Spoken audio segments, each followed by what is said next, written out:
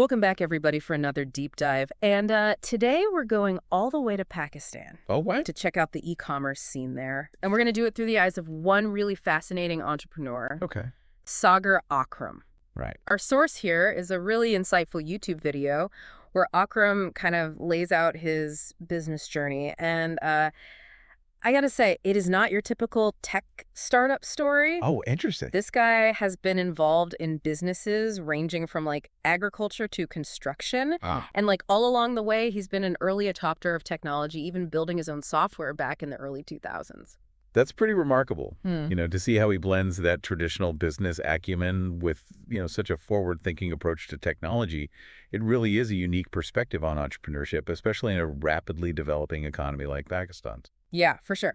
So let's start with his background. Okay. Akram comes from a family with a long history in business. Okay. 3 generations, in fact. They were involved in wholesale agricultural products and even ran a wheat processing plant with a brand that's actually well known throughout Pakistan. So you can really see how that family history, Yeah. instilled a strong sense of entrepreneurship in him from a young age. Yeah. He actually started contributing to the family businesses while he was still studying.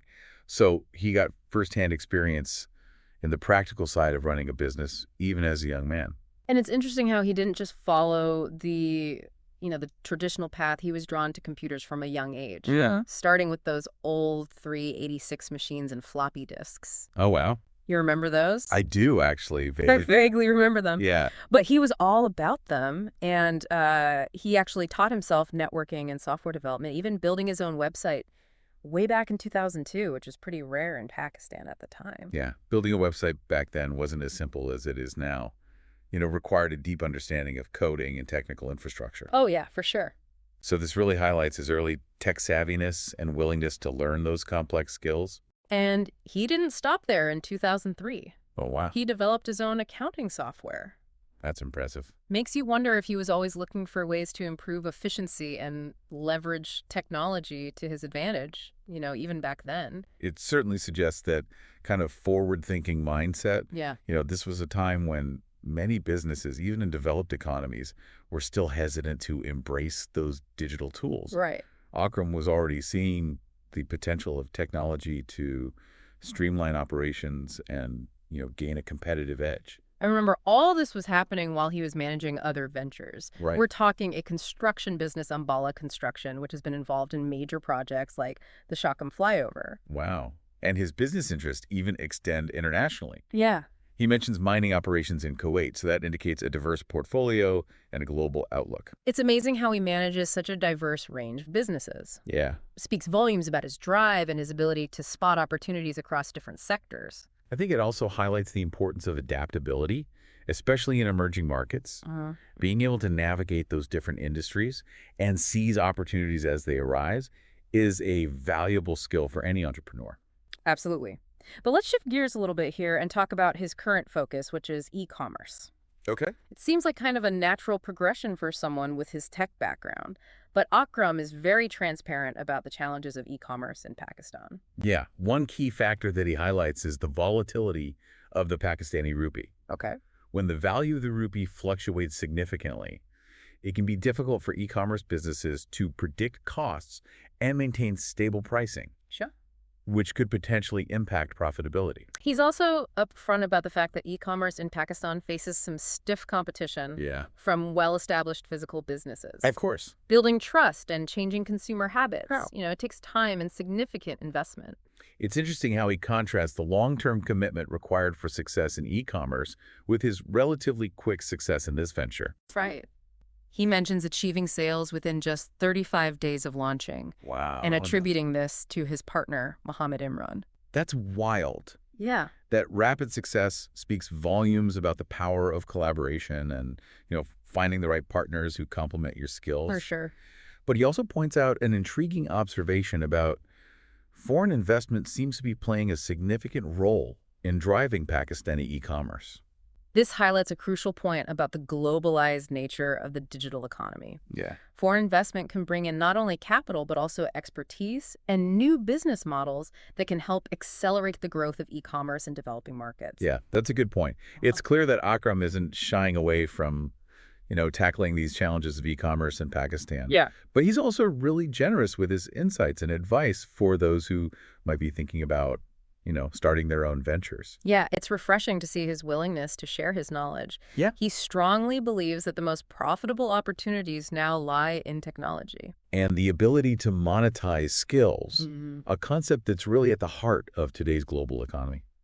So for our listeners, this idea of monetizing skills might seem a little abstract. Sure. Can you break that down a bit more? Like, what does that actually look like in practice? Okay, so in the past, if you had a specific skill, Mm-hmm. you typically have to work for a company Right. to earn a living from it. But today, with the internet and digital platforms, Yeah. you can leverage your skills in so many ways. Okay. Think about freelance platforms where you can offer, writing design or programming services or online courses where you can share your expertise, or even building an audience through content creation and generating income through advertising or sponsorships. Yeah. Akram himself is a prime example of someone who's successfully navigated this landscape. And it really is a powerful reminder that, education and skill development are more valuable than ever. Absolutely. Akram actually observes that foreign investment is heavily influencing Pakistani e-commerce, which underscores the importance of having the right skills to attract those opportunities.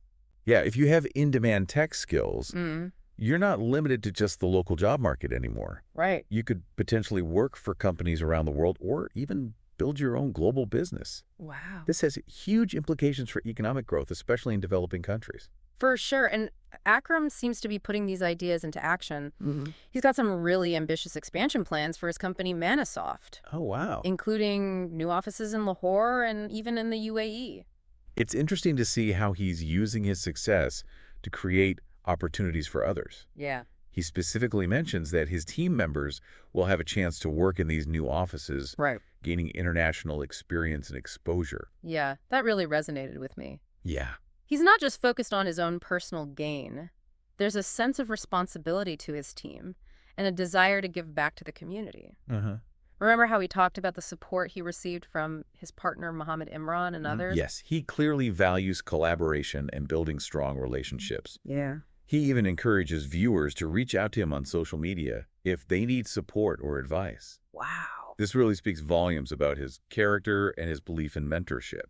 It makes you wonder if, the supportive approach is part of what drives his success. I think so. He seems to understand that, building a strong team and fostering a sense of community are essential for long-term growth. It's definitely a valuable lesson for any aspiring entrepreneur out there.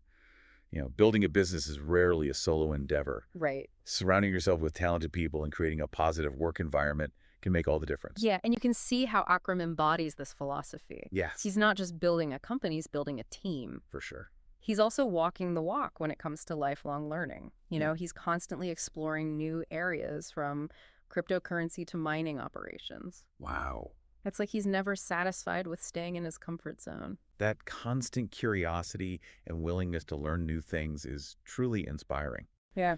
And it also reinforces the point that education doesn't stop after you graduate. The world is changing so rapidly Right. that we all need to be continuously learning and adapting to stay ahead of the curve. For sure. This is a valuable takeaway for our listeners, no matter what field they're in. So we've seen how Akram blends that traditional business sense with this forward-thinking approach to technology, actively embraces lifelong learning and emphasizes the importance of building a strong community. Right.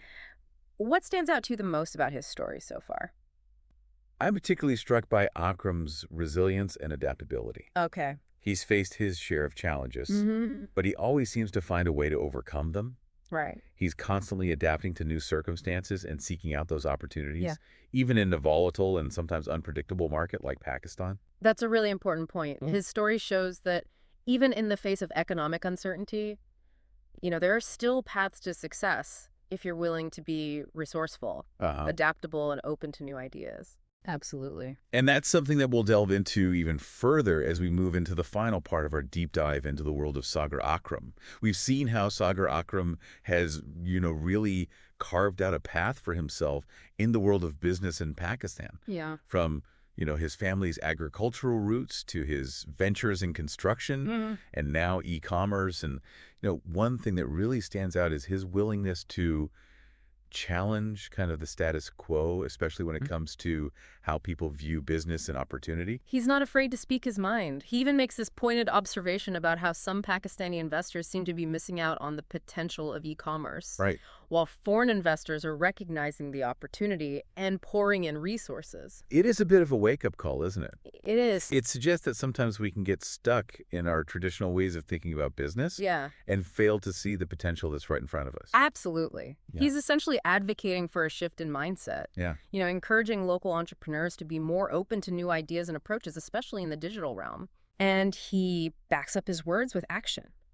Even though he's candid about the challenges, the volatile rupee, the competition from established businesses, Right. he remains incredibly optimistic about the future of e-commerce in Pakistan. His belief in the power of technology and, that ability to monetize skills is contagious. Yeah. He even shares an anecdote about someone who experienced bankruptcy in a traditional business, Oh, wow.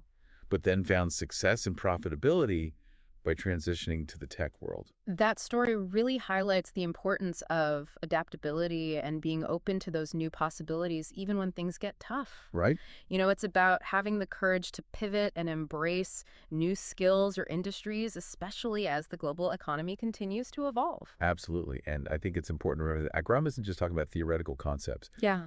He's living proof that these ideas can translate into real-world success. Mm-hmm. His plans for Manasoft, Right. with the expansion into new offices and the focus on providing opportunities for his team, Mm-hmm. demonstrate that he's walking the walk. His story goes beyond just achieving personal success. For sure. There's this clear sense of purpose and a desire to empower others, particularly the younger generation. Yeah. He seems to be saying, if I can do this, you can too. It's that spirit of mentorship and community building that really sets him apart. Yeah. He's not just building a company, he's building a legacy, both for himself and, for those he inspires along the way. So as we wrap up our deep dive into the world of Sagar Akram, what are some key takeaways that our listeners can apply to their own lives and careers? I think his story really underscores the importance of being a lifelong learner. All right. The world is changing so rapidly that we can't afford to become complacent. Right. Whether it's exploring new technologies, acquiring new skills, or simply staying curious about the world around us, continuous learning is essential for staying ahead of the curve. He also reminds us that, it's okay to challenge conventional thinking and be willing to step outside our comfort zones. Right. Sometimes the greatest opportunities lie in uncharted territory. Absolutely. And as we've seen, embracing collaboration, mentorship, and community can be incredibly powerful drivers of success. His journey is a testament to the fact that even in the face of economic uncertainty, unique challenges, there are always opportunities for those who are willing to be resourceful, adaptable, and open to new ideas. Sagar Akram's story is an inspiring example of what's possible when you combine hard work, vision, and a belief in the power of human potential. Hopefully, this deep dive has sparked some new ideas and inspired you to think about how you can apply these lessons to your own life. Thanks for joining us, and until next time, keep exploring, keep learning, and keep pushing the boundaries of what's possible.